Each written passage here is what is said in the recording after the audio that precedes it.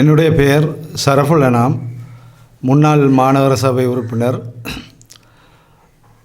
கடந்த திங்கட்கிழமை 27/1/2025 அன்று கௌரவ ஆளுநர் காரியாலயத்தில் நானும் யாழ் முஸ்லீம் ஒன்றிய தலைவர் ஆரிஃப் அவர்களும் ஆளுநருடன் யாழ் கிளிநொச்சி முஸ்லீம் மக்களின் நீண்டகால பிரச்சினை சம்பந்தமாக ஒரு கலந்துரையாடலை மேற்கொண்டோம். அதில் முக்கியமாக கிளிநொச்சியில் உள்ள காணிகளை அபகரிப்பு சம்பந்தமாக பேசப்பட்டது. அதை தொடர்ந்து கௌரவ ஆளுநருடன் எமது யாழ் முஸ்லீம்கள் நீண்டகாலமாக, அதாவது 34 வருட காலமாக வெளியேற்றப்பட்டு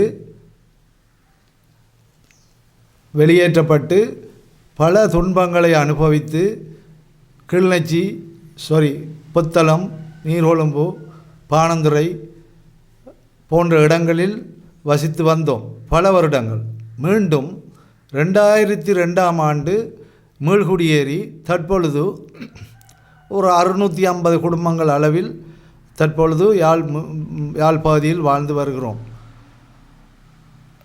அதாவது தற்பொழுது இந்த நாட்டில் ஒரு தேர்தல் நடைபெற்று அந்த தேர்தலில் புதிய ஒரு ஜனாதிபதியாக கௌரவ மாண்புமிகு அனுரகுமார திசாநாயக்க அவர்கள் தெரிவாகி உள்ளார்கள். ஆரம்ப காலத்திலிருந்து பல அரசாங்கங்கள், மைத்திரி அரசாங்கம், மஹிந்த அரசாங்கம், நல்லாட்சி அரசாங்கம், கோத்தபாய அரசாங்கம், இவ்வாறு பல அரசாங்கங்கள் வந்தும் இன்று 34 வருடங்கள் ஆகியும் எமது முஸ்லிம்களுக்கான ஒரு தீர்வு இதுவரை எட்டப்படவில்லை. இப்பொழுது வந்த அரசாங்கம் தற்பொழுது எங்களுக்கு ஒரு நம்பிக்கை வந்துள்ளது.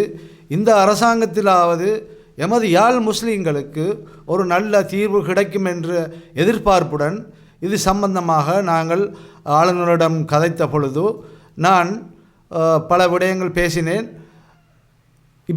இப்பொழுது இந்த கௌரவ ஜனாதிபதி அனுரகுமார திசாநாயக்க அவர்கள் கிளீன் ஸ்ரீலங்கா என்ற ஒரு திட்டத்தை, ஒரு அமைப்பை உருவாக்கி அதன் மூலமாக அனைத்து மக்களுடைய பிரச்சனைகளையும் தீர்த்து வைப்பதற்காக முன் வந்துள்ளார். அதில் தயவு செய்து எமது யாழ் முஸ்லிம்களின் பிரச்சனைகளையும் இதில் உள்வாங்கி இதற்கு உடனடியாக நல்ல தீர்வு ஒன்றை பெற்றுத்தர வேண்டும். இதில் நான் சில கோரிக்கைகளை முன்வைக்க விரும்புகிறேன். கௌரவ ஜனாதிபதி அனுர திசாநாயக்க அவர்களுக்கு ஒரு சில கோரிக்கைகளை முன்வைக்க விரும்புகிறேன். முதலாவது, நாங்கள் வசிக்கும் இந்த இடம் ஒரு தமிழ் மக்களோடு சேர்ந்து ஒன்னியமாக வாழ்ந்து கொண்டிருக்கின்றோம். எனவே உண்மையில் நீண்ட காலமாக தமிழ் மக்களுடைய பிரச்சினை, அதாவது அரசியல் கைதிகளாக பல வருடங்களாக தடுத்து வைக்கப்பட்டிருக்கும், சிறைகளில் தடுத்து வைக்கப்பட்டிருக்கும் எமது அன்பான தமிழ் சகோதரர்களை உடனடியாக விடுதலை செய்வதாக அனுரகுமார திசாநாயக்க அவர்கள் கடந்த ஜனாதிபதி தேர்தல் பிரச்சாரத்தின் போது கூறிய வார்த்தைகளை நான் இப்பொழுது சொல்லுகிறேன். அவர்களுடைய விடுதலையை உடனடியாக தீர்க்கப்பட வேண்டும். இரண்டாவதாக, யாழிலிருந்து வெளியேற்றப்பட்ட முஸ்லிம்கள் மீள்குடியேறி இங்கு வந்து வாழ்ந்து ஒரு சில குடும்பங்கள் வாழ்ந்து கொண்டிருக்கின்றோம்.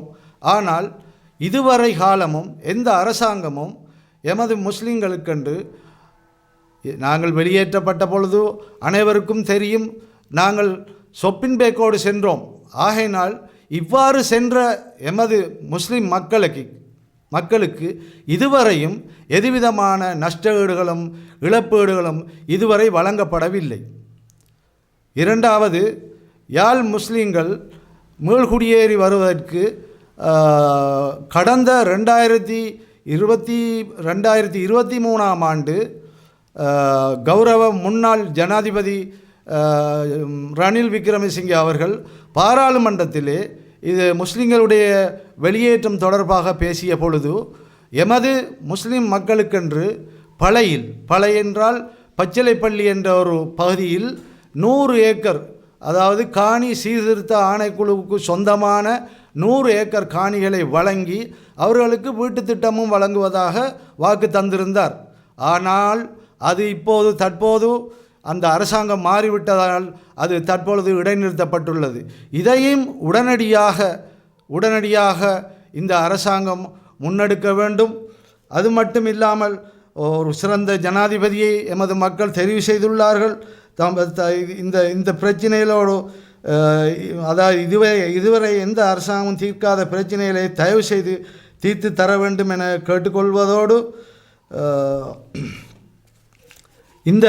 இந்த பிரச்சனை தொடர்பாக நாங்கள் கடந்த 2017ஆம் ஆண்டு ஐக்கிய நாடுகள் மனித உரிமை ஆணையாளர் ஹுசைன் அவர்கள் யாழில் வந்த பொழுது கூட அவரை நாங்கள் பலாத்காரம் என்றால் அவர் பலத்த பாதுகாப்போடு வந்த பொழுதும் நாங்கள் அத்துமீறி அவரை சந்தித்து எங்களுடைய நிலைமைகளை பிரச்சனைகள் சம்பந்தமாக மகஜர் கொடுத்தோம் 2017ஆம் ஆண்டு. ஆனால் இதுவரையும் எந்த தீர்வும் இல்லை. ஐக்கிய நாடுகள் மனித உரிமை ஆணையாளர் அவரிடம் கொடுத்து கூட இதுவரையும் எந்த தீர்வும் இல்லை.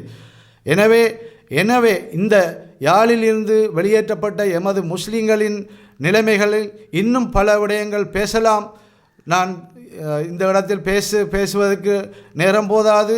இதற்கு தயவு செய்து ஒரு விசாரணை ஆணைக்குழு ஒன்றை நியமித்து இதற்கு உடனடியாக நல்ல தீர்வை கண்டு யாழிலிருந்து வெளியேற்றப்பட்ட அனைத்து முஸ்லீம்களுக்கும் நஷ்டஈடுகளும் வழங்கி அவர்களுக்கு காணிகளும் வழங்கி அவர்களுக்கு வீட்டு திட்டமும் வழங்க வேண்டும் என தாழ்மையாக கூறிக்கொண்டு விடைபெறுகிறேன். வஸ்ஸலாம்.